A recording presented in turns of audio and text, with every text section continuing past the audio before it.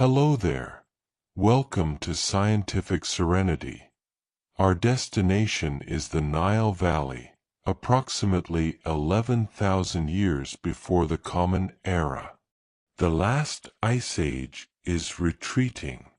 Glaciers are melting, sea levels are rising, and the world is breathing anew. In what is now northern Sudan, along the banks of the great river, small groups of people thrive. They are the epi-Paleolithic hunter-gatherers, descendants of those who survived the long winter. They know this river as the source of all life. It gives them fish, waterfowl, lush vegetation, and herds of animals that come to drink at its banks. They live in harmony with its rhythms, its floods, its seasons. Close your eyes and see it. The moon is high, reflecting on the dark, slow-moving water. The air is warm and carries the scent of wet earth and blooming lotus. Along the banks, stands of papyrus sway like silent sentinels. In the distance, the silhouettes of acacia trees break the horizon. This is a landscape of abundance, a Eden crafted by water in the heart of a vast, dry continent. These people are not primitive. They are masters of their environment. They craft fine stone tools, microliths, small, sharp blades of flint that they set into wooden handles to make arrows and spears. They weave baskets from reeds. They probably tell stories around fires, stories of the ancestors, of the animals they hunt, of the river god who gives and takes. They bury their dead with care, placing bodies in graves with offerings, suggesting a belief in an afterlife, a respect for the journey of the soul. Their world is small, intimate, and deeply connected. But this world rests on a fragile balance. The climate, in the wake of the Ice Age, is unstable. We know from ice cores and sediment layers that this period, the Younger Dryas, was a time of sudden and dramatic shifts. Temperatures could plunge, rains could fail, rivers could shrink. The very abundance that sustained life could, within a few generations, become scarce. Now, imagine the first hint of change. The river's flood is not as high this year. The usual wetlands where waterfowl nest are drier. The herds of gazelle are thinner, more skittish, ranging farther to find pasture. The people notice.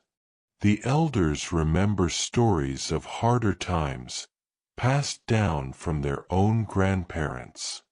A quiet anxiety begins to hum beneath the surface of daily life.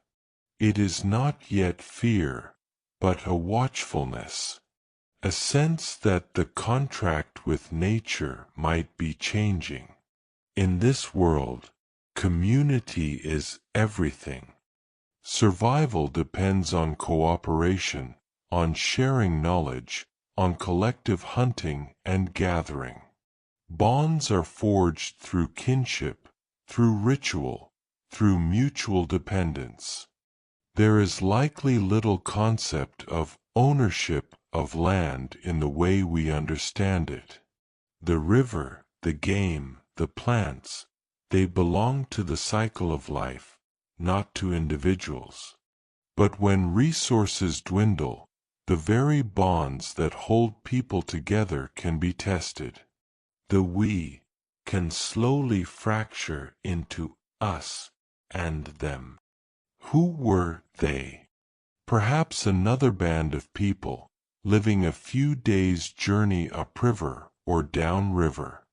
People who spoke a slightly different dialect, who had slightly different customs, who painted their bodies with different ochre patterns. In times of plenty, these groups might have met occasionally for trade, for marriage alliances, for shared ceremonies. But in times of stress, these same strangers could become competitors. The river's bounty, once wide enough for all, now has edges. And where there are edges, there can be conflict. This is the cradle, not of civilization, but of organized human conflict. This is the quiet, sun-drenched, river-kissed landscape where, for the first time in a way that leaves a permanent scar in the archaeological record, one group of humans systematically turned their tools designed for hunting, for building, for life, against another group of humans. This is where the concept of the enemy may have been born. We do not know what sparked the first incident. A dispute over a particularly rich fishing spot? An accusation of theft? A retaliation for a perceived slight? Or was it a slower, colder process, a gradual encroachment, a series of petty tensions that hardened into hatred under the relentless pressure of a changing climate? As you listen to the river's eternal flow, let the image of this peaceful moonlit bank hold in your mind. Appreciate its tranquility, its abundance. For this is the stage. These people, our ancestors, are the actors. And the script, written by a shifting climate and human nature, is about to turn tragic. The first act of a drama that will culminate in a sandy grave known as Cemetery 117 is about to begin. But for now, there is only the river, the reeds, and the stars. The cradle still rocks gently. The conflict is still a shadow in the future, a whisper in the wind that no one can quite decipher. The change did not come as a storm, but as a slow drying of the soul of the land. The younger Dryas, a climatic snap back to near-glacial conditions, tightened its grip on the region. The reliable summer monsoons that fed the Nile's tributaries weakened. The river's annual flood, that life-giving pulse, became less predictable, less generous. The wetlands shrank. Lush banks receded, leaving behind cracked mud and encroaching dunes. For the people of the Nile, this was a rewriting of their world's rules. The map of their lives, once drawn by water and abundance, was being redrawn by scarcity. Territories that were once fluid, overlapping ranges became defined, defended. The where of finding food became a question of survival, and the answer often lay in a place someone else also needed. Imagine the social strain. The band, perhaps 50 to 100 people strong, gathers in the evening. The children are thinner. The catch from the river is meager, a few catfish where there used to be many. The gatherers return with half-full baskets of tubers and seeds. The elders, the living libraries of weather and game patterns, confer in low, worried tones. Their stories now include tales of the others seen near the western bend of the river, taking gazelle that belonged to this band's traditional hunting ground. The word belonged takes on a new, harder meaning. This is the psychological soil in which conflict takes root. It is not merely hunger, but fear. Fear for the children's future. fear of the unknown. And fear transforms others from potential trading partners into threats. Their very existence becomes a drain on the resources you need to live. In the calculus of survival, their misfortune can become your opportunity. A dangerous, dark thought begins to whisper, "What if they were not here?" At the same time, the technology of the age, while not designed for war, was tragically suited to it. The Epi-Paleolithic toolkit was a masterpiece of efficiency for hunting and processing. But a fine pressure-flaked arrowhead that can bring down a gazelle at 40 paces can also pierce a human chest. A heavy grinding stone used for crushing seeds could, in a moment of rage or desperation, become a bludgeon. The weapons of sustenance became, inevitably, the weapons of conflict. We must also consider the human heart. These people felt love, loyalty, grief, and vengeance as deeply as we do. If a member of your band was killed, in a skirmish over a waterhole, in an ambush while foraging, the demand for justice, for retribution, would be overwhelming. The line between defense, revenge, and preemptive strike is blurry in the fog of primal fear. One violent incident could ignite a cycle of blood feud, a chain reaction of attack and counterattack that could span generations. The landscape itself began to bear witness to the new tension. Sites were chosen not just for resource access, but for defensibility. Shelters might be positioned with a view of approaches. Lookouts may have been posted. The night, once a time of rest under the stars, might now be pierced by the anxiety of a sudden attack. The peace of the riverbank was now underpinned by a watchful, nervous energy. Then came the drought. A series of brutally dry years. The river became a thin, pathetic thread in a wide, sandy bed. The game vanished. The fish retreated to dwindling pools. Foraging returned barely enough to stave off starvation. This was the breaking point. The social contract, both within groups and between them, shattered.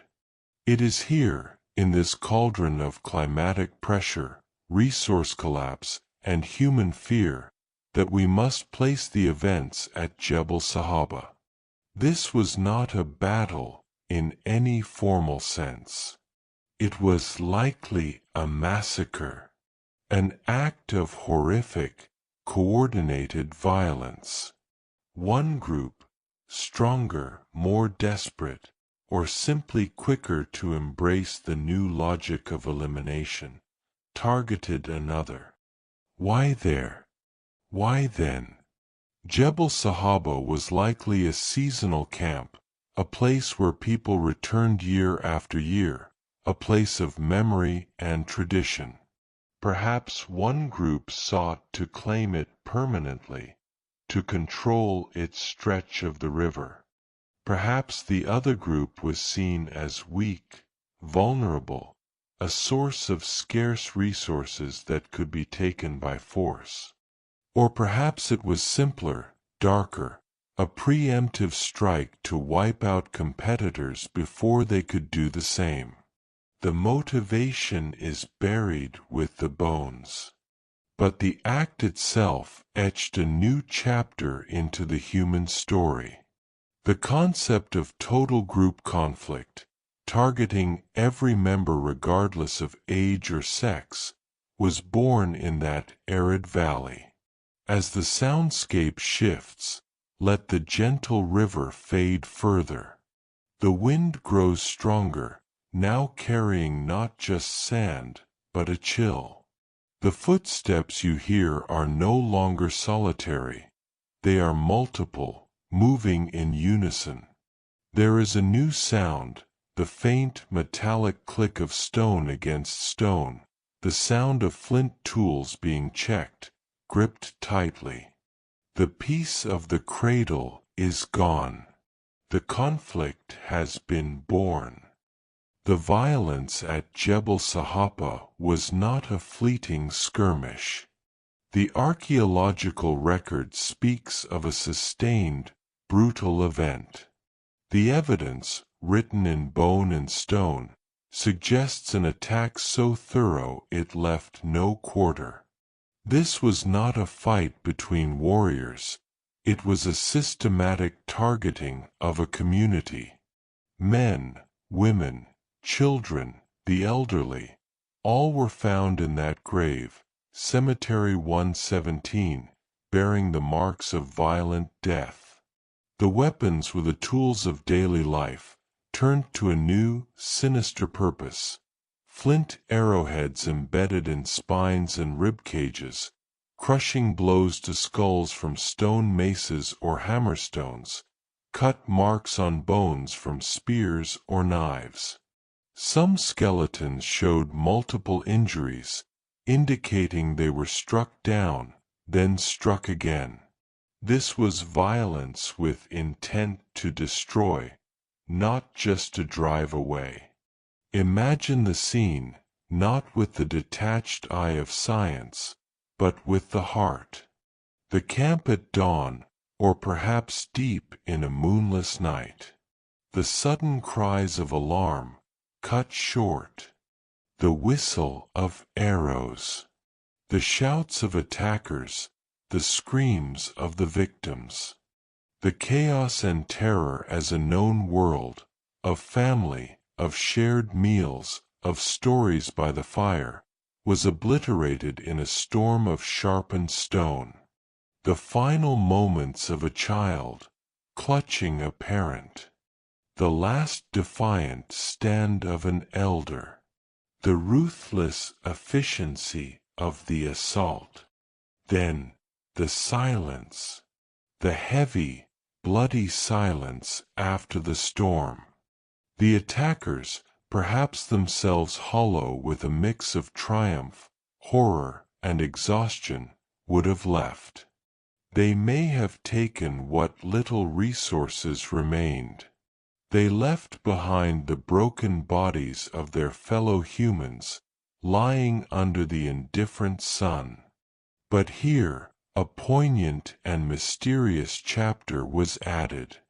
The bodies were not left to the scavengers. They were buried, carefully, intentionally, placed in a communal grave, often in a flexed position, as was their custom. Who did this? Was it the attackers, performing a perfunctory, guilt-ridden rite? Or did a remnant of the band, those who were away or hidden, return to the nightmare to perform this last, heartbreaking act of love and tradition for their kin? We do not know. But the burial itself is a whisper of humanity persisting even in the wake of inhumanity.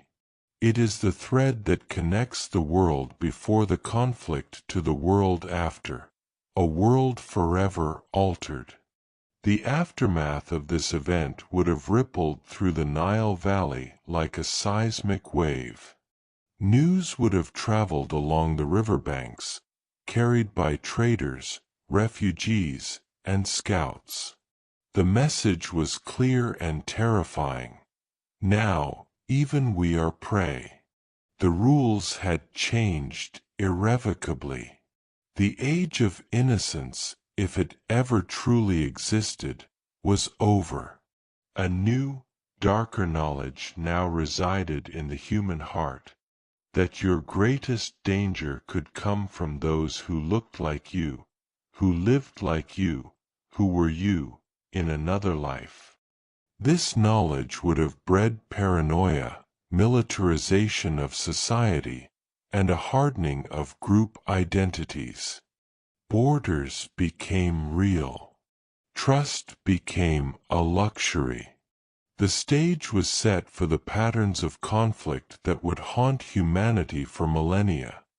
Tribalism, us versus them mentality, preemptive violence. Jebel Sahaba is a grim milestone. The moment we have tangible proof that humans could enact organized, total war against their own kind.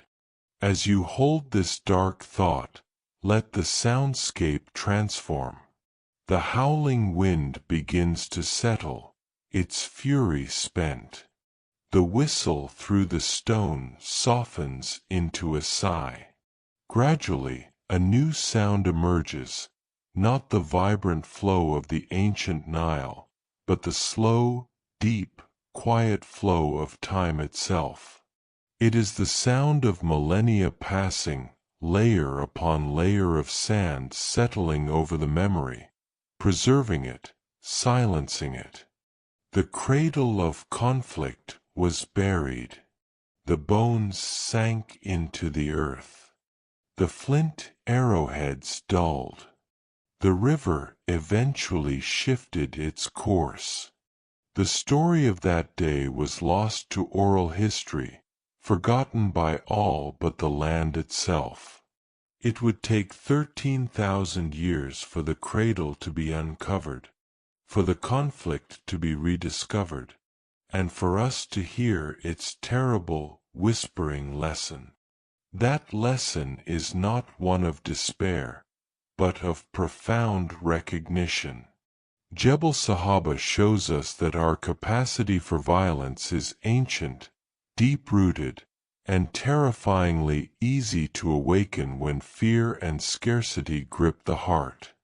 But the careful burial also shows our simultaneous capacity for reverence, for ritual, for connection that transcends even the horror of violent death. We are the descendants of both the attackers and the victims. That war is in our bones, but so is the urge to bury the dead with care. As this first chapter closes, let the sounds of deep time wash over you. The conflict is over. The long silence has begun. Let the weight of those 13,000 years bring a strange, somber peace. The violence was real, but it is past. The river of time has carried it away into the sand. What remains is the quiet, the dust, and the memory, a memory we now share, and from which we must learn. Now, let's listen to the desert wind for 10 seconds. If you'd like to join our community of explorers, please subscribe to accompany us on this ancient journey. Next, the moment the peace of the Nile was broken.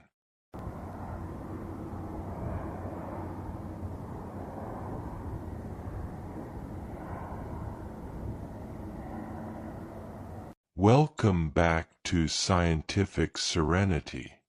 We have left the primordial Nile and its first, terrible conflict buried beneath millennia of silence. Now, we leap forward, 13,000 years forward, to the mid-20th century. The place is the same, yet unrecognizable. The lush riverbank is gone, replaced by the vast, unforgiving Sahara Desert in northern Sudan. The river has shifted, the climate has transformed, and the only memory of that ancient tragedy lies hidden under meters of sand and time. Our guide into this buried past is not a warrior or a shaman, but an archaeologist, Dr. Fred Wendorf. In the early 1960s, Wendorf led an international team surveying the region ahead of the construction of the Aswan High Dam, a monumental modern project that would flood thousands of square miles of ancient land.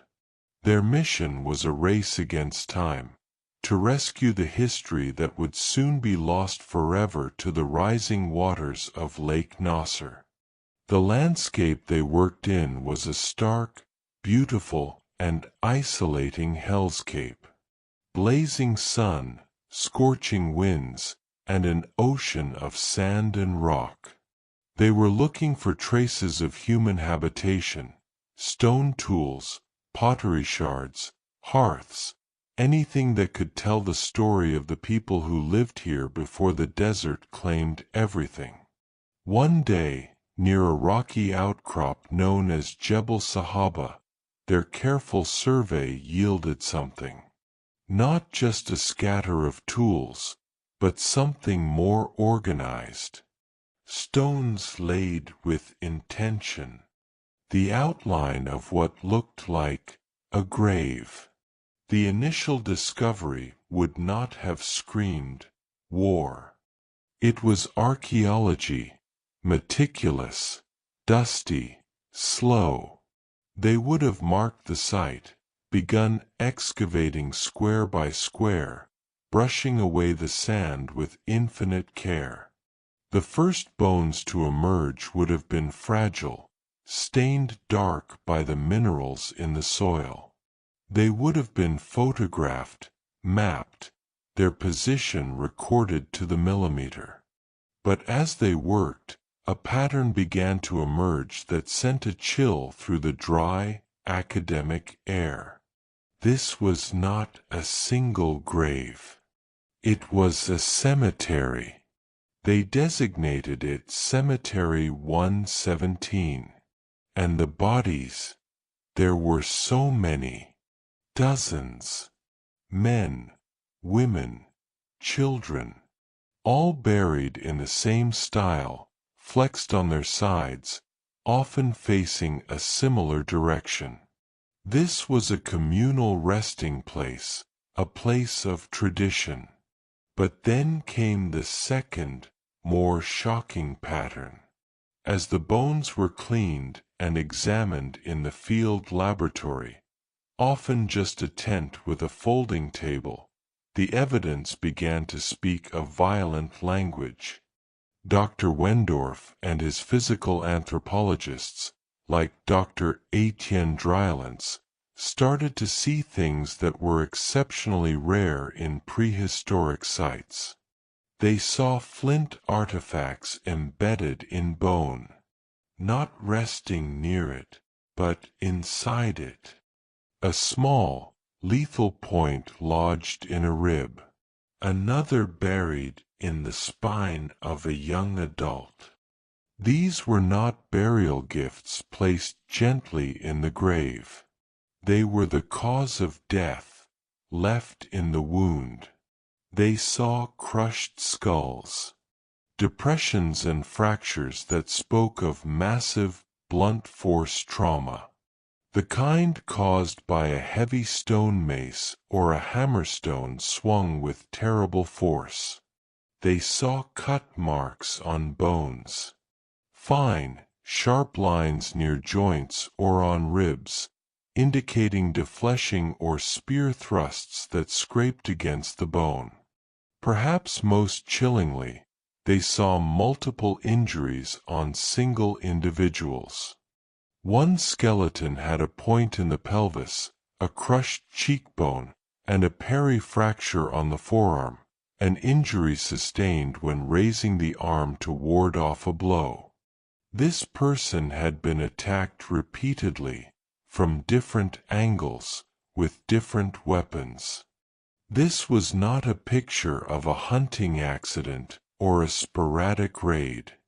This was evidence of a sustained, ferocious, and lethal assault on an entire community.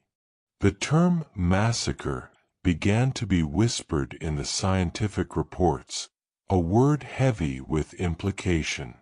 The tools themselves were ordinary, beautifully made microlithic points, scrapers, burins. They were the standard toolkit of the late Stone Age people of the region, now known as the Cradle culture. But in this context, they became something else: weapons. The earliest clear evidence of organized, lethal intergroup violence in the archaeological record. The discovery sent ripples through the world of archaeology. Prehistory was often painted as a relatively peaceful time before the agricultural revolution, before property and hierarchy created conflict. The Neolithic Revolution was often seen as the point when humans, settling down and accumulating resources, invented war. Jebel Sahaba shattered that assumption. Here was proof that war, or something horrifyingly like it, existed long before farming, before cities, before writing. It was a trait of hunter-gatherers, of our species in what was once thought to be a more innocent state. As you listen to the sounds of this modern discovery, the brushes, the whispers of the archaeologists, the howling desert wind, imagine the dual reality. On one layer, the scientific triumph, a discovery that rewrites textbooks. On a deeper layer, the profound human tragedy being uncovered, bone by bone, after 13,000 years of silence. The desert was giving up its oldest, darkest secret. The initial shock of the violent trauma gave way to a deeper, more methodical investigation. Each skeleton from Cemetery 117 became a forensic case file. Archaeologists and physical anthropologists became detectives sifting through evidence from a Stone Age crime scene. Their goal: to understand not just that these people were killed, but how, and by inference, why. The picture that emerged was grimly detailed. The injuries were not random. They showed a pattern of overkill and targeting of all demographics. This was key. In most early human violence, one might expect young adult males to bear the brunt of injuries, the presumed warriors. But at Jebel Sahaba, the old woman had a projectile point in her thoracic vertebrae. The young child's skull was fractured. A middle-aged man had multiple projectile injuries and perifractures. This was not a fight between rival bands of hunters. This was the deliberate destruction of a community, a total war that made no distinction between combatant and non-combatant. The weapons analysis told another tale. The flint points found embedded in bones were not crude, hurried shards. They were meticulously crafted microliths, small and razor-sharp, designed to be hafted onto arrows or spears. Their presence inside bodies indicated they were fired or thrust with enough force to penetrate deeply and snap off, leaving the lethal tip inside. This speaks to close-range, violent impacts. Other injuries suggested the use of close-quarter weapons, heavy grinding stones or wooden clubs studded with stone used as maces to crush skulls. The burial context added another layer of mystery and poignancy. Despite the brutality of their deaths, these people were carefully buried. Bodies were placed in graves, often in a flexed position, sometimes with a few simple grave goods like stone tools or ochre. This was not a hasty dumping of enemies. This was a ritual interment performed by people who knew the deceased, who followed the funerary customs of their culture. Who were the buriers?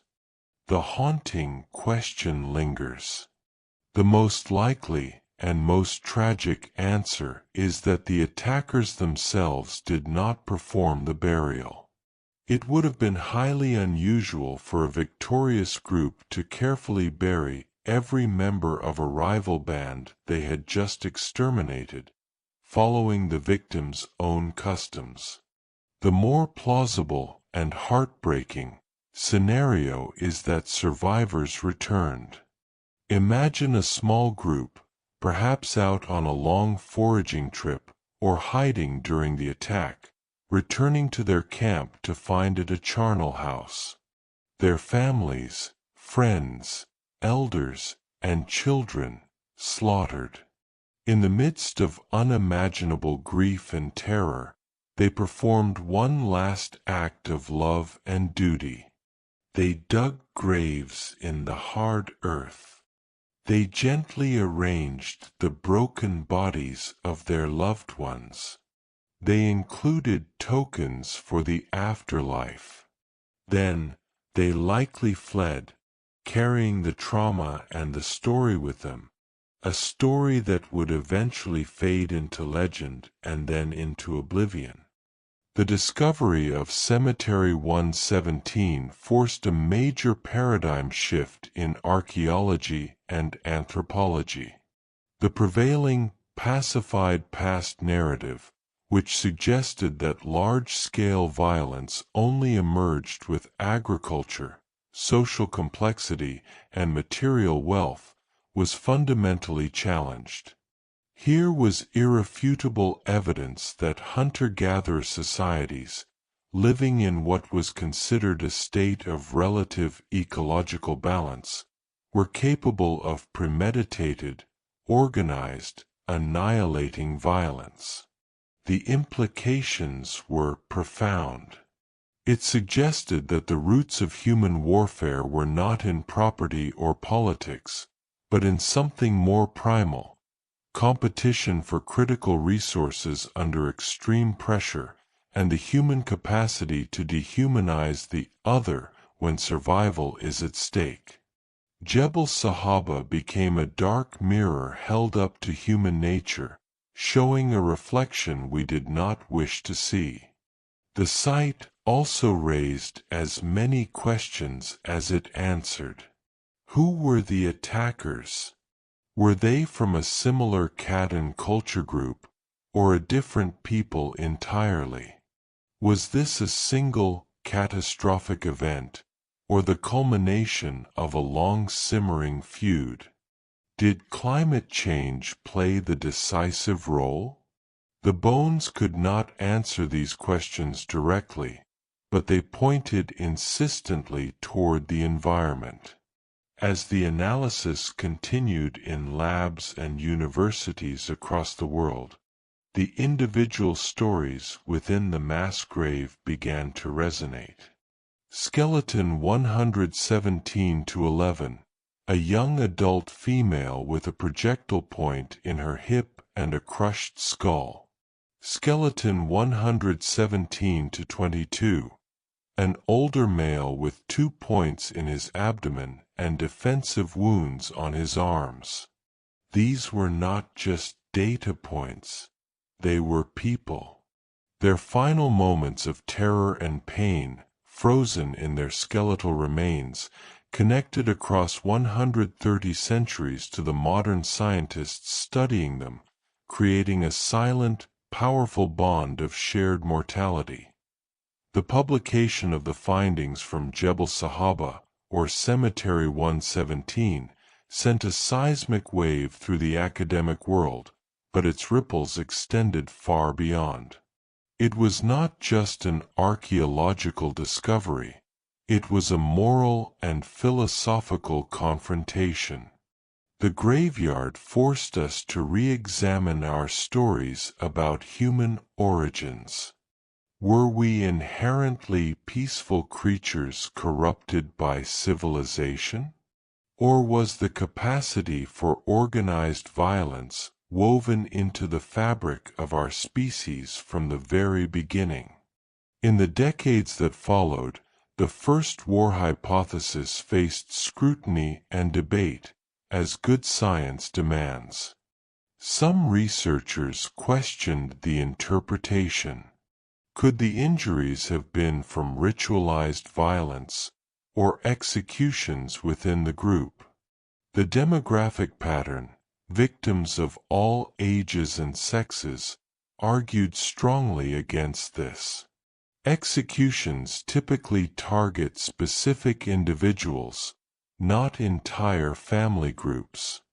Could it have been a single, catastrophic natural disaster? A flash flood or collapse? The nature of the injuries, specific, localized, and caused by human-made tools, ruled this out. The stone points were the smoking gun. The most significant alternative theory suggested these were deaths accumulated over time from sporadic raids or chronic intergroup violence, with the community burying their dead in a designated place. However, the reanalysis of the bones in the 21st century, using modern forensic and imaging techniques, bolstered the original massacre theory. The clustering of burials, the similarity in types of fatal injuries, and the presence of perimortem trauma, injuries occurring at or around the time of death, on such a high percentage of the population continued to point toward a single, horrific event. The discovery also sparked a broader search. Were there other Jebel Sahabas? Subsequent research has identified other potential sites of prehistoric violence, but Cemetery 117 remains one of the oldest and most compelling. It stands as a dark benchmark, a moment frozen in time where the abstract potential for war became a concrete, brutal reality. For Dr. Wendorf and his team, the discovery was a professional pinnacle layered with a profound soberness. They had not merely found artifacts, they had exhumed a tragedy. They had given voice to victims silenced for millennia. In doing so, they held up a mirror to humanity, revealing a face we often pretend is not there. The face of our species capable of turning its genius for tool-making into a means for systematic killing of its own kind. As the soundscape shifts, let the synth tone evolve. It becomes less like data processing and more like a slow, deep requiem. It is the music for the unnamed dead of Jebel Sahaba. We are no longer in the lab or the desert. We are in the realm of memory and legacy. What is the legacy of Cemetery 117? It is a legacy of truth. It tells us that peace is not a default human condition lost to history, but a precious, hard-won construct that must be consciously built and fiercely protected. It tells us that when the environment changes, when resources shrink, when fear grips the heart, the darkest chapters of our nature can be written with shocking speed. But the careful burial also leaves another legacy, one of persistent humanity. Even in the immediate, blood-soaked aftermath of atrocity, someone returned to perform rites, to show respect, to say, in the only way left, "You were here. You mattered." This act whispers that alongside our capacity for violence runs an equally deep river of empathy, ritual, and connection. The war and the burial are two sides of the same human coin.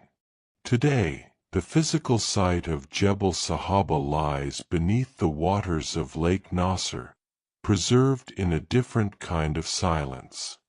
But its story is more alive than ever. It is studied in universities, cited in debates about human nature and the origins of conflict. It is a reminder that the seeds of both our destruction and our compassion are ancient. As we prepare to leave the moment of discovery, let the requiem soften. The story has been uncovered. The evidence has been laid bare. The first war has been documented. Its echo now travels forward through time, reaching us in this quiet moment. We are left not with answers, but with a heavier, more important gift: questions. What does this mean for us today? In a world of climate stress and resource anxiety, what ghosts from Jebel Sahaba might we be risking to awaken? And what acts of burial, of respect, of remembrance, of peace-building must we perform to keep them at bay? If these stories bring you rest, please like the video so other explorers can find us. In 10 seconds, we will look closer at the silent witnesses of this dawn.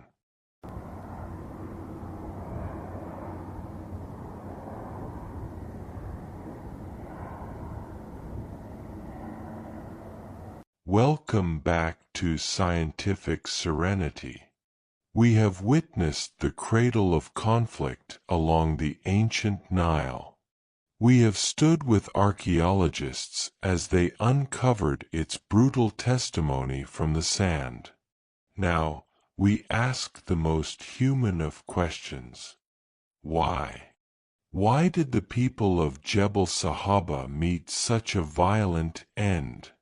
To understand this, we must leave the graveside and look outwards, to the climate, the land, and the fragile psychology of communities on the edge. The key lies in a period known as the Younger Dryas. Around 12,900 to 11,700 years ago, just as the world was warming from the last ice age, it was suddenly and violently yanked back into near glacial conditions. This was not a slow change.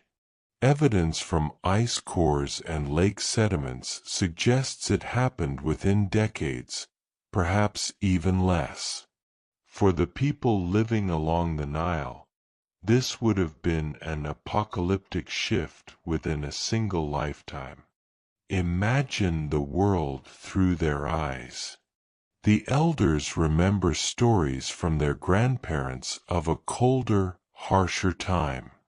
Then, for a few generations, life gets better. The river is generous. The rains come. Game is plentiful. There is enough. Then, the winds change. Literally. The African monsoons, which fed the Nile's tributaries from the Ethiopian highlands, weakened or failed. The great river's lifeblood, its annual flood, became anemic, unreliable. The lush, green corridor that was the Nile Valley began to wither at the edges. The wetlands shrank. The gallery forests retreated. The once teeming riverbanks became narrower strips of life in a growing expanse of dryness. This was not just a bad season. This was a fundamental rewriting of the contract between humans and their environment. The map of survival was being erased and redrawn in real time. Where once a band's territory might have encompassed a wide, resource-rich area, now only the immediate riverbank held life. And every other band along the river was facing the same catastrophic contraction. Here, we arrive at the first powerful driver: resource stress and territoriality. For hunter-gatherers, territory is usually fluid. Groups move with the seasons, with the game, with the ripening of plants. There are customary ranges, but borders are soft. Under extreme scarcity, these soft borders harden into defensive lines. A productive fishing hole is no longer a shared gift of the river. It becomes ours, to be defended against theirs. A stand of nut-bearing trees becomes a treasure worth killing for. The concept of ownership, of exclusive access to a life-giving spot, was likely forged not in prosperity, but in the desperate fires of scarcity. The second driver is demographic pressure. Even in a drying world, human populations, once established, are slow to decline. There are mouths to feed. The band at Jebel Sahaba might have been at carrying capacity for the good years. When the good years ended, they were suddenly overpopulated relative to their shrinking resource base. This creates an intolerable squeeze. Something has to give. In ecology, this often leads to one of three outcomes: migration, starvation, or conflict. Migration might have been impossible. Other stretches of the river were already occupied by other groups in the same desperate straits. Starvation is a slow, humiliating thief. Conflict, however, presents a grim, clear calculus. If we eliminate them, their resources become ours. It is a horrific solution, but from a cold, survivalist perspective, it is a solution. But was it really so calculated? This brings us to the third and most human driver: fear, othering, and the breakdown of social bonds. In times of plenty, neighboring groups might have interacted peacefully. There would have been trade, marriage alliances, shared rituals. They were people. Under the stress of the younger Dryas, the unknown others, downstream or upstream, became a convenient vessel for fear and frustration. They are taking our fish. They are hunting our gazelle. They are the reason our children are hungry.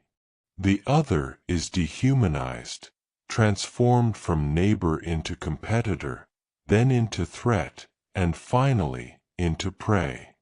This psychological shift is perhaps the most important ingredient for war.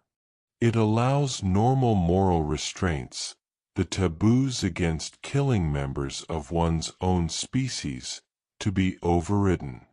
They are no longer like us. They are the obstacle to our survival. As you listen to the building pressure in the soundscape, the dissonant drone growing, the water drip becoming erratic, imagine this social and environmental pressure cooker. The climate is the heat. The shrinking river is the shrinking space. The fear is the steam, building with no release valve. The people at Jebel Sahaba were not bloodthirsty savages. They were ordinary humans trapped in an extraordinary, failing world, making decisions in a fog of hunger, fear, and dwindling options. The stage was set. The motives, resource control, survival of the group, preemptive strike, were coalescing. All that was needed was a spark. A stolen catch of fish. A poached animal. An insult. A rumor. And then, the unthinkable became thinkable. Then, it became plan. Then, it became action. To move from motive to massacre, we must delve deeper into the social and technological landscape of the Cadawn people. They were not passive victims of their environment. They were adaptable, intelligent, and deeply knowledgeable about their world. This knowledge, however, became a double-edged sword. Social organization and the leadership dilemma. These were likely egalitarian bands, where decisions were made collectively or by respected elders. But acute crisis can demand rapid, decisive action. Did the stress of the younger Dryas create a space for a new kind of leader? Someone who advocated for a more aggressive, preemptive strategy? A charismatic figure who channeled the group's fear into a focused rage against an external enemy? The shift from a defensive posture to an offensive, annihilating raid suggests a coordinated plan, a plan that required someone to convince others to cross a profound moral threshold. This may have been the grim birthplace of war leadership. Technology of subsistence, technology of war. The Cadawn toolkit, as we've seen, was exquisite. Their microliths were masterpieces of efficiency for hunting and processing. But this very efficiency lowered the barrier to lethal violence. Crafting a lethal projectile was an everyday skill. A hunting party was, by definition, a group of armed, coordinated individuals. The cognitive leap from hunting animals to attacking humans is vast ethically, but disturbingly small technologically. The weapons were at hand. The skills, stealth, tracking, ambush, accurate throwing or shooting, were honed daily. In a world where the line between us and other had been eroded by fear, applying those skills to humans may have become a tragically logical step. The tragedy of the commons on a micro scale. This economic concept describes how shared resources are depleted when individuals act in their own self-interest. The Nile during the Younger Dryas was a shrinking commons. No single band could solve the climate crisis, but each band could act in its own immediate interest to secure a larger slice of the dwindling pie for itself. The rational, self-interested choice for Band A, fearing starvation, might be to eliminate Band B to reduce competition. If Band A suspects Band B is thinking the same thing, the incentive for a preemptive strike becomes overwhelming. This is a dark, game-theoretic logic that may have played out in the minds of those ancient people. Trust collapses. Suspicion reigns. Peace becomes synonymous with vulnerability. Cultural and ritual dimensions. We must also consider the role of belief. Did these groups have myths or spirits associated with the river? Could the failure of the river be interpreted as the displeasure of ancestors or gods, perhaps angered by the presence of unclean or rival people nearby? Ritual violence, scapegoating, or the belief that destroying a rival group would restore balance to the world are powerful motivators. The overkill and targeting of all demographics seen at Jebel Sahaba could hint at something beyond mere resource competition, a ritual cleansing, an attempt to utterly erase a perceived source of cosmological pollution or bad luck. The point of no return. Combining these factors creates a perfect storm. Environmental collapse creates scarcity. Scarcity breeds fear and hardens group identities. Fear erodes ethics and promotes dehumanization. Existing technology and social structures can be twisted to new, violent ends. A logic of preemption takes hold. At a certain point, violence ceases to be a last resort and starts to appear as the only viable strategy for survival. The attack on Jebel Sahaba likely wasn't a spontaneous brawl. It was probably planned. Scouts would have monitored the camp. Attackers would have chosen a time of vulnerability, dawn, perhaps. They would have used the landscape for cover. The goal was not to drive away, but to eliminate. To remove a competing consumer group from the resource equation entirely. This represents a chilling level of strategic thinking. It was economics rendered in blood and bone. As the soundscape shifts, the rustling reeds die away completely. The bird's cry is cut short. We are left with a tense, low hum, the sound of a plan being made in whispers. Then, we hear the faint, unmistakable sound of feathers fletching onto an arrow shaft, and the soft scrape of flint being pressure-flaked to a razor edge.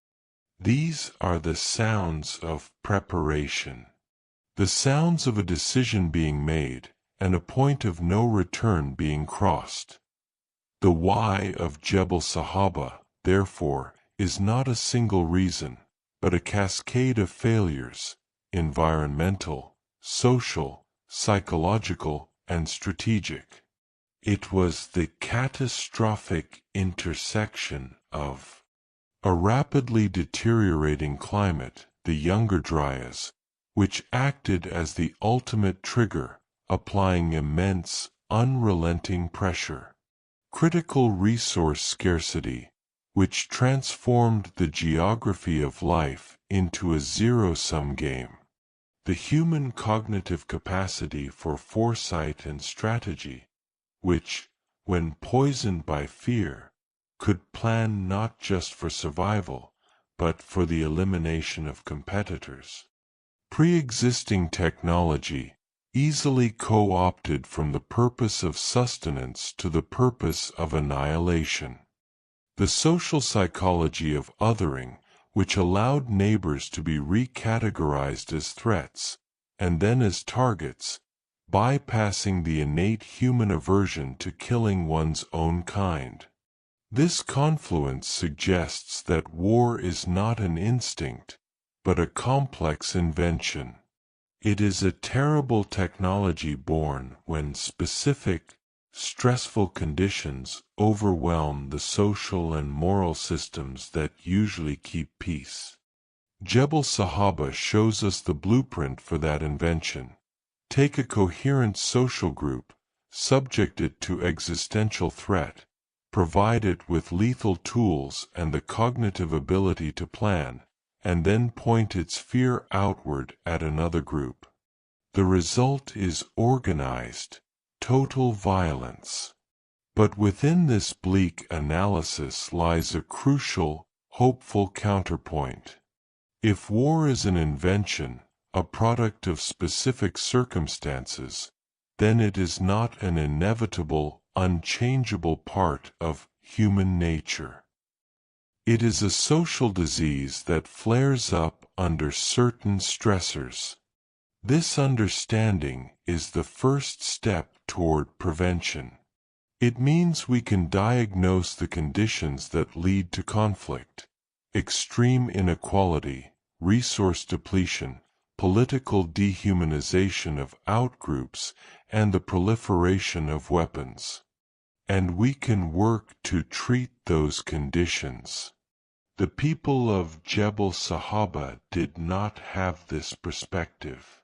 They were trapped in the first instance of this terrible new logic. They could not see the broader climatic patterns.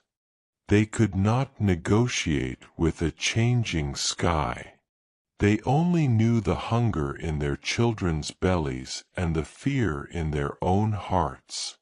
Their tragedy was to be the first to fully enact a script that would, sadly, be written and rewritten countless times in human history.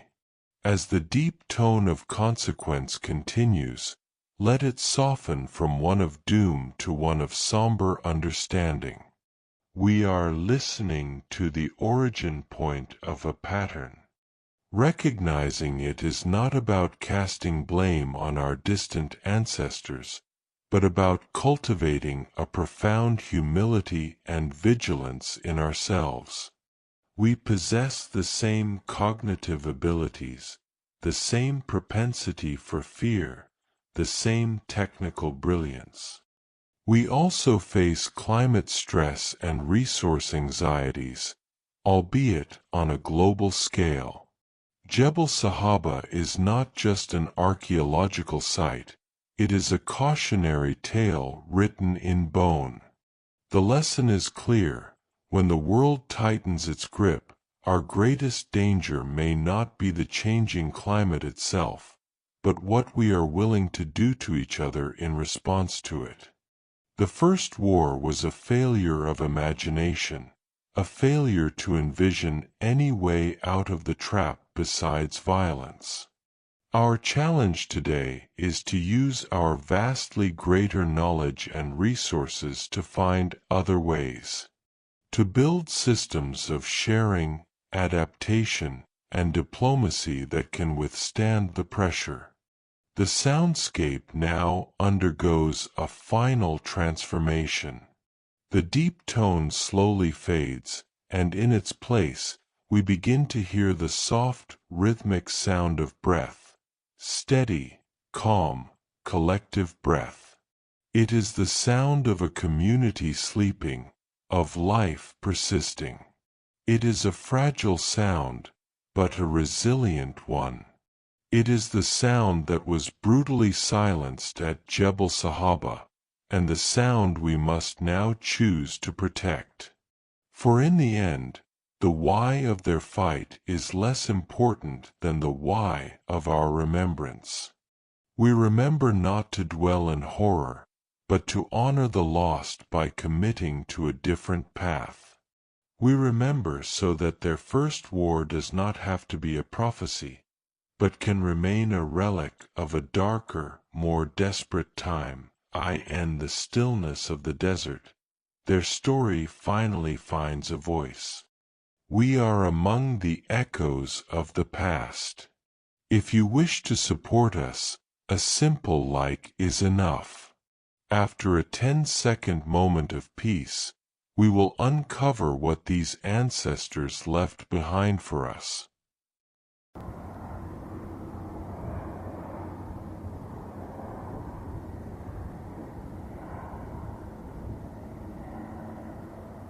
Welcome back to Scientific Serenity.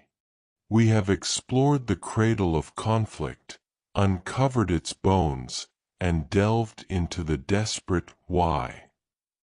Now, we must examine the how. How was the violence of Jebel Sahaba physically enacted? What instruments turned a community into a grave? Our focus shifts from the broad landscape of climate and fear to the intimate, deadly details of stone and wood, to the weapons of the dawn, tools born from human ingenuity that, in a dark hour, were turned against human life. The people of the Cradle culture, living along the Nile 13,000 years ago, were master lithic technologists. Lithic comes from the Greek lithos, meaning stone. Their world was one of stone, bone, and wood, and they understood the language of flint like we understand the language of code or engineering. Their primary weapon, found both in their camps and embedded in the bones at Cemetery 117, was the microlith. Picture a microlith. It is small, often no larger than your thumbnail. But do not mistake its size for insignificance. It is a geometric marvel. Crafted from fine-grained flint or chert, it is shaped through a process of precise percussion and pressure, flaking into clean, sharp forms: triangles, trapezoids, crescent-shaped lunettes. Its edges are scalpel-sharp, capable of slicing through hide and flesh with ease. Its purpose was modularity.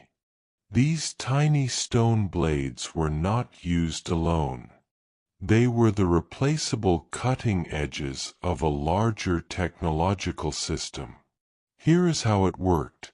A hunter or craftsman would take a wooden shaft for an arrow, a spear, or perhaps a dart to be thrown with an otlotl, spear thrower. Along a groove in the shaft, they would set a row of these microliths, securing them with heated tree resin or plant-based glue, and then binding them tightly with sinew or plant fibers. The result was a composite tool.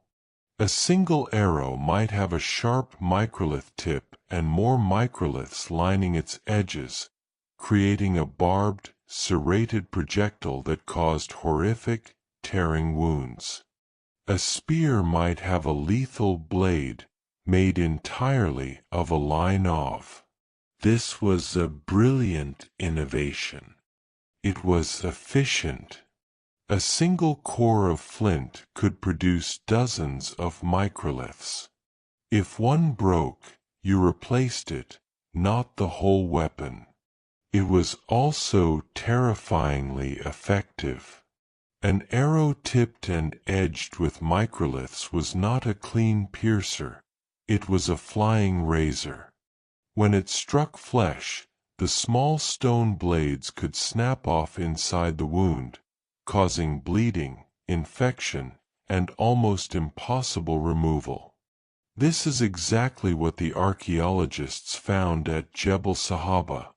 The stone tips, the murder weapons, still lodged in their victims' bones. But the arsenal was not limited to projectiles. The second major weapon was the mace or club. This was the weapon of close quarters, intimate violence. It could be a simple, heavy branch used as a bludgeon. But more likely, it was a stone-headed mace.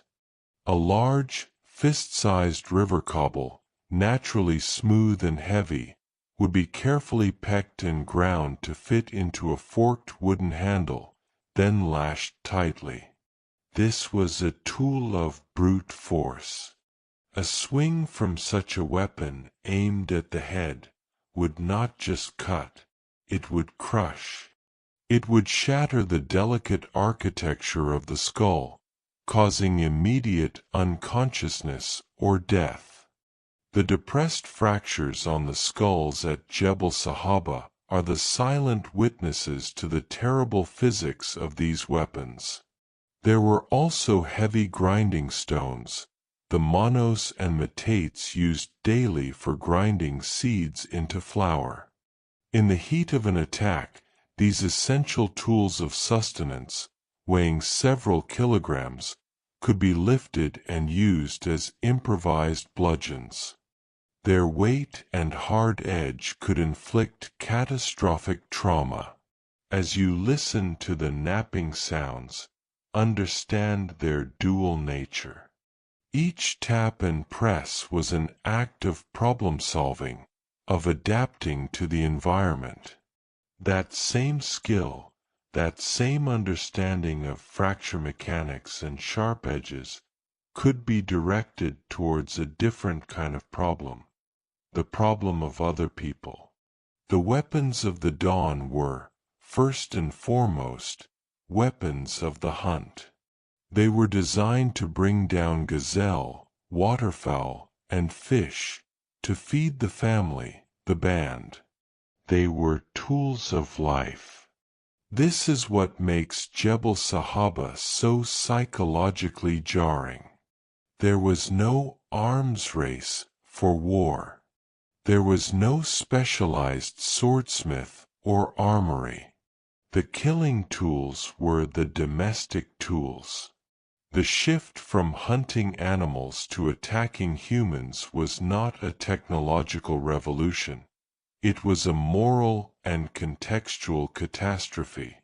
The same hand that lovingly fletched an arrow to feed a child could, in a different frame of mind, knock that arrow and draw it against another child's parent. Let us now follow these tools from the hands of their makers to the moment of their terrible transformation. Imagine a Cradle hunter. He knows the weight and balance of his spear thrower, Otlotl, intimately. He has practiced since childhood, launching dart after dart at straw targets or moving game. His muscles understand the precise whip-like motion that transfers energy from his body to the dart, propelling it with force and accuracy over surprising distances.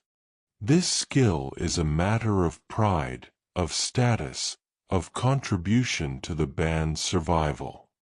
Now, imagine that same hunter, days or hours before the attack. The collective decision has been made. Fear and a grim resolve have replaced the purpose of the hunt. He checks his darts. The microlith points are secure. He tests the binding. His movements are the same, but the target in his mind's eye has changed. The cognitive leap is immense, yet the physical actions are nearly identical. The weapon does not know the difference. It is a piece of shaped stone, wood, and sinew.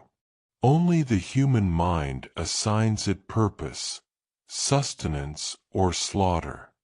The effectiveness of these Stone Age weapons in conflict is tragically confirmed by the forensic record. The injuries at Jebel Sahaba tell a specific story. Projectile wounds, the embedded microliths speak of shots fired at close to medium range with enough force to penetrate the body cavity and snap the tip. A hit to the ribs, spine, or pelvis would be debilitating, causing massive internal bleeding and almost certain death in a world without medicine. The serrated edges would have caused tearing, making the wounds even more horrific. Blunt force trauma, the crushed skulls and broken bones point to close-quarters combat. This was not a distant, impersonal barrage of arrows. It involved face-to-face, hand-to-hand violence. The mace or grinding stone required the wielder to be within arm's reach, to look into the eyes of the victim, a parent, an elder, a child, and swing. This intimacy magnifies the horror. It signifies a total breakdown, a fury or a desperation so complete that it overcame the innate human aversion to such proximate killing. Perifractures, these are defensive wounds. A fracture on the ulna bone of the forearm, typically caused by raising the arm to block a blow. Their presence tells us that some victims saw the attack coming. They had a split second to react, to try to defend themselves or their loved ones. It tells us of a moment of terrifying awareness before the end. The weapons, therefore, dictated a two-phase attack. An initial volley of projectiles, arrows or darts, from concealment or distance, to wound, panic, and disable. This would have been followed by a close-in assault with clubs and maces to finish the work. It was a tactic born from hunting large game, now applied to humans. We must also consider the psychological impact of the weapons themselves. For the attackers, wielding familiar hunting tools might have created a cognitive dissonance, a way to mentally distance themselves. We are on a kind of hunt. For the victims, seeing the very tools of daily life, the arrows that brought meat, the grinding stones that made flour, turned against them must have been a universe-shattering betrayal. Their world of known rules and meanings collapsed in an instant. The legacy of these weapons extends far beyond Jebel Sahaba. The microlithic tradition was not an endpoint, it was a foundation. The principles of composite toolmaking, of replaceable parts, of specialized shapes for specialized tasks, are the genesis of later military technology. The bone and sinew binding is the ancestor of the swordsmith's rivets. The careful selection of fine-grained flint is the precursor to the search for superior iron ores. The First War did not just use tools, it established a relationship between technology and violence that would evolve for millennia, leading to swords, guns, and missiles. The seed of all that was sown in the sand of the Nile with a small, sharp piece of stone. As the soundscape shifts, the swish of the arrow is followed by the taut twang of a bowstring or the swoosh of an atlatl dart in flight. But it is not a single shot. It is multiple. A sudden, sharp volley that fills the air for a terrifying second. Then, impacts. The sickening, wet thuds of stone points striking flesh, and the dry, brutal cracks of wood and stone meeting bone. In the aftermath, the weapons of Jebel Sahaba returned to silence. Some were lost, the arrow tips embedded in bones, the broken spear shafts left among the reeds. Others were collected by the attackers, wiped clean, and returned to their sheaths and quivers. But they were not the same. A subtle, psychic line had been crossed. These objects had been baptized in a new kind of use. The tool for living had proven itself a devastating tool for killing. This knowledge could not be unlearned. This moment represents a pivotal and dark milestone in human technological evolution, the specialization of tools for intergroup violence. While the weapons used were domestic, the intent behind their use created a new category. Once a hunting arrow has been shot at a person, the idea is born. The next time tensions flare, the mind does not start from scratch. It remembers. This works. Over generations, this memory could lead to modifications. Tips designed to break and cause worse wounds, clubs weighted specifically for combat rather than dual use. The seed of dedicated weaponry is planted. Yet, there is a profound and mournful irony here. These weapons, for all their lethal efficiency, were also the pinnacle of their creators' intelligence, cooperation, and cultural transmission. The knowledge of how to knap a perfect microlith was passed from elder to child over countless generations. The design of the composite tool was a stroke of genius. The very qualities that allowed humans to thrive, our foresight, our ability to plan and fabricate complex tools, our social cooperation in hunting parties, were the same qualities that, when twisted by fear and scarcity, made organized killing possible. We are left with a haunting duality. The hand that gently shaped a stone blade to better skin a gazelle is anatomically identical to the hand that drove that blade into a human heart. The same brain that devised the atlatl to feed the tribe devised its use to eliminate another. Human creativity and human destructiveness are not opposites.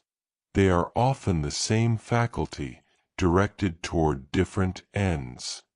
This is the ultimate lesson of the weapons of the dawn. They teach us that technology is never neutral. It is a vessel for human intention. A flint blade can cut a cord to build a shelter, or cut a tendon to disable a person.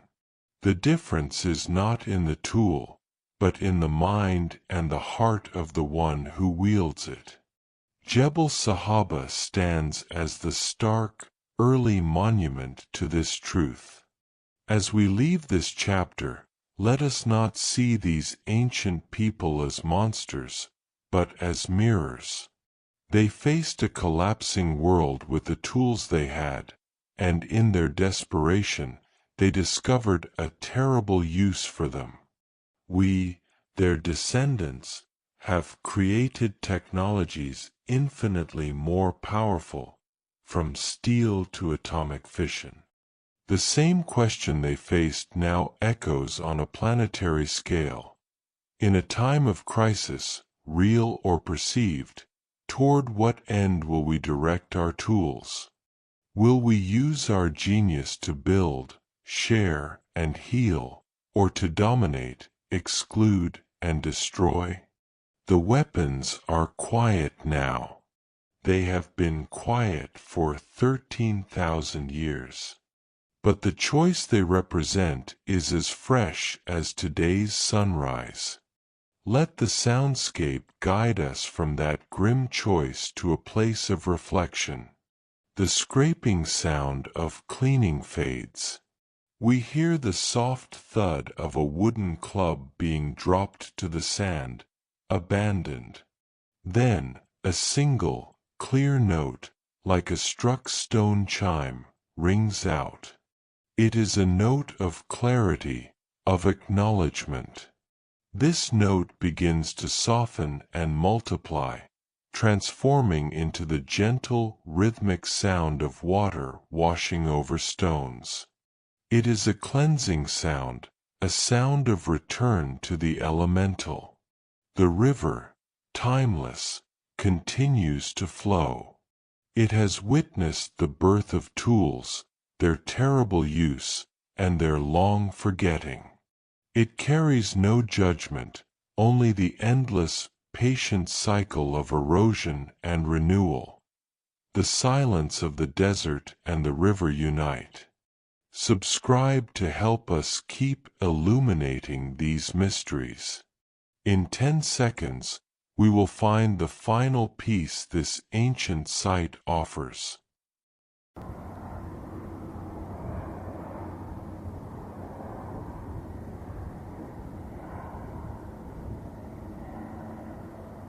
Welcome to the final chapter of our journey. We have traveled 13,000 years to stand at the banks of an ancient river. We have witnessed a community's end, unearthed its bones, asked why it happened, and held the very weapons that sealed its fate. Now, we must turn our gaze from the past to the present, and inward. What does the tragedy of Jebel Sahaba, humanity's first documented war, say to us, here, now, as we prepare for sleep? The lesson is not written in stone points or fractured skulls. It is written in the space between the tool and its use. between fear and action, between us and them. Jebel Sahaba is not an ancient curiosity, it is a primal blueprint, a dark map of how peace shatters. And to read this map is to understand the fragility we still live with today. First, the lesson of the fragile ecology of peace. The people of the Nile did not wake up one day deciding to be warriors. Their peace was sustained by a balance, a generous river, predictable seasons, enough space, and enough food. When the climate shifted, rapidly, brutally, that balance was destroyed. The ecology of peace is like a wetland, lush and teeming when the water is high, but quick to turn to cracked, barren earth when the water recedes. Our peace today is also an ecosystem. It depends on stable climates, shared resources, functioning societies, and a sense of shared humanity. Jebel Sahaba whispers, peace is not a default state. It is a condition, and conditions can change. Second, the lesson of the shortest path. Faced with a collapsing world, the people of Jebel Sahaba, or their attackers, chose what seemed like the shortest path to security: elimination of the perceived competitor. It was a horrific solution, but from within the fog of fear and scarcity, it may have looked like the only one. How often do we, in our own lives and in our global society, choose the shortest path when stressed? The path of blame, of division, of aggression, instead of the longer, harder path of dialogue, shared sacrifice and innovation. The First War teaches us that civilization is the ongoing project of choosing the longer path, even when the shorter one beckons with the cold logic of survival. Third, the lesson of the weaponized mundane. The killing tools were not swords or bombs, they were hunting arrows and grinding stones. The violence came not from a specialized warrior class, but from hunters, fathers, mothers, ordinary people. This is perhaps the most chilling lesson. The potential for violence resides within the ordinary. It lies in the everyday frustrations, the nurtured grievances, the fears that we allow to fester and that can, under extreme pressure, turn common objects and common people into instruments of uncommon cruelty. It asks us, what in our mundane world, our words, our laws, our technologies, are we capable of weaponizing if the water of peace recedes? As you breathe and listen to the modern river, let these lessons settle not as a burden, but as a form of awake awareness. To know the blueprint is to be able to recognize its early drafts.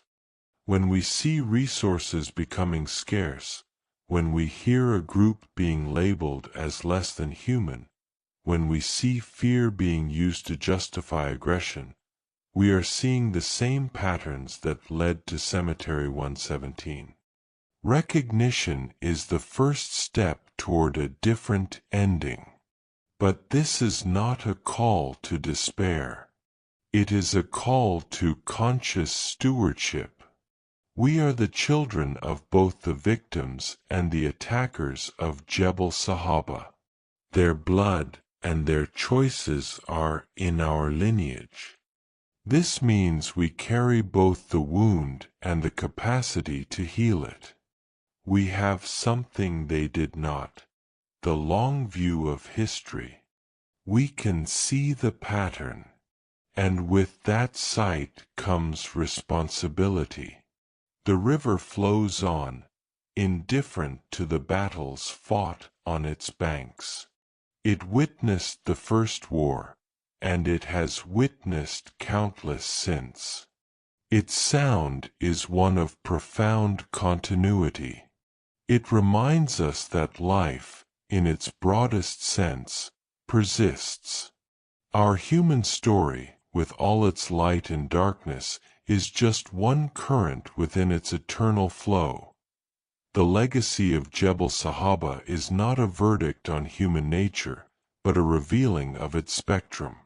On one end, the capacity for calculated, total violence. On the other, the act of careful burial, of honoring the dead even in the midst of horror. Both are authentically human. The lesson, therefore, is not that we are inherently wicked, but that we contain profound dualities. We are builders and destroyers, protectors and aggressors, fear-driven and compassion-driven. The question history asks us is not, "What are you?" but, "Which part of you will you feed?" This brings us to the heart of the eternal lesson: agency. The people at the end of the Younger Dryas likely felt they had little. The sky changed, the river shrank, and they reacted from a place of scarcity and terror. Today, we possess staggering agency. We understand climate systems. We have global communication. We have built institutions for diplomacy and aid. We have the capacity to foresee crises and choose cooperative, innovative responses before we reach the breaking point. Jebel Sahaba's ghost asks us, will we use our agency to repeat the shortest path, or to forge a new one? Consider the parallel of climate change. Our modern, global Younger Dryas is not a sudden cold snap, but a slow, human-caused warming. Yet, the stressors are similar: resource displacement, rising tensions, the potential for mass migration and conflict. The bones in the Sudanese sand are a direct, archaeological warning. Environmental collapse and human conflict are ancient bedfellows. To address one is to address the other. The work of peace is also the work of sustainability. The lesson also calls for a specific kind of memory. Not memory as mere record-keeping, but memory as empathic bridge-building. When we hear of conflict today, in news headlines, in distant lands or our own streets, we can remember Jebel Sahaba. We can remember that those caught in violence are not abstract sides, but people. People who once had a river, who told stories, who loved their children, who, under impossible pressure, may have made impossible choices. This memory does not justify violence, but it humanizes history, breaking the cycle of seeing the enemy as a monolithic other. It is the antidote to the dehumanization that made the First War possible. Finally, there is the lesson of scale. The tragedy of Cemetery 117 involved perhaps 100 people. Today, our weapons and our divisions threaten millions. The stakes of our choices have grown exponentially. Yet, so has our potential for connection, for empathy, for building networks of peace that would have been unimaginable to a Caddan hunter. The small, fractured world of the ancient Nile has become a global village. Our fates are interwoven as never before. In this light, the choice for peace is no longer just a moral one, It is a practical necessity for survival. As the soundscape evolves, let the harmonious hum become more personal. It transforms from a choir into the soft, rhythmic sound of a single, calm heartbeat. Then, another joins it, and another. Different rhythms, but together creating a steady, peaceful pulse. This is the sound of individual lives, each unique, each valuable, bound together in the simple, shared fact of existence. It is the sound that was violently interrupted 13,000 years ago, and the sound we must now choose to protect, amplify, and honor. We are the guardians of that heartbeat, for ourselves, for our communities, and for the strangers we may never meet, but whose fates are linked to our own. We have reached the end of our journey to the first war and back. We have sat with a darkness from the dawn of our story. Now, as we prepare for rest, we must transform this knowledge from a weight into a lullaby for a wiser world. The story of Jebel Sahaba does not end with bones in the sand. It ends with us, the listeners, the rememberers. It ends with the quiet in this room, and the choices that quiet contains. For the ultimate lesson of the First War is that the future is not written by our past, but by what we learn from it. Let us gently release the images of conflict. Let the flint points dissolve back into stone. Let the raised clubs return to being tools for grinding grain. Let the fearful faces soften, and the river return to its role as sustainer, not a contested border. In our mind's eye, let the community of Jebel Sahaba be whole again, not as victims of a future they couldn't see, but as ancestors resting in the long, deep peace of time. For they are at peace now. The violence, however real and horrific, was a moment. The silence that followed has lasted 130 centuries. In the grand scale of the Earth's memory, the war is a single, sad note. The enduring song is one of continuity, the river that still flows, the stars that still shine, the human heart that still seeks, loves, and builds despite everything. This is the final invitation, to align yourself with that continuity, to choose, in your own life, to be a builder of the longer path, to recognize the fragile ecology of your own peace and tend to it, to see the humanity in the other, especially when it is difficult, to refuse to weaponize the mundane, your words, your thoughts, your indifference. To use your vast modern agency not for domination, but for stewardship. As you drift toward sleep, you are not escaping the lesson. You are integrating it. You are allowing this deep history to become a part of your subconscious understanding of what it means to be human. You are fortifying your own inner peace, so that you might contribute to peace in the world. The First War showed us the terrible cost of choosing fear. Let our rest tonight be a quiet, powerful choice of a different kind.